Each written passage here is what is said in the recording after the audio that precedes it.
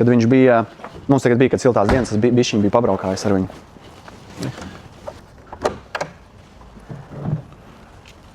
Nu, tas ir motors.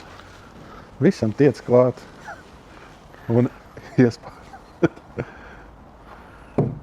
Vai tur bija atstājuši, kā baterija, tur bija? Tur bija elektropiedziņai tagad, lai būtu moderni.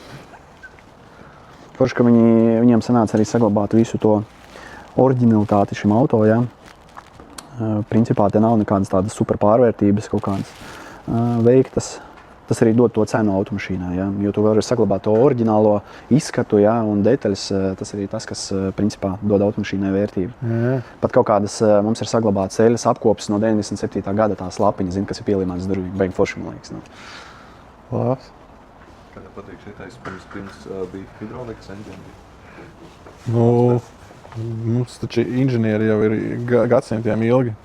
Viss jau ir tikai pareizos fizikas aprēķinos. Un viss notiek, un viss strādā. Nu. Un kāpēc, piemēram, Dacia šito neizmanto, jā, vēl joprojām kaut kāds kuletis? Škoda. Škodai tas pats, jā. Nu, cik viņš? 2 eiro, 3 eiro maksā? Jā. Inženieris jau to sen ir izdomājis. Vai ne? Vispār labs jautājums tiešām. Kāpēc vēl tos kociņus izmanto? Bet, nu. Brīnišķīgi.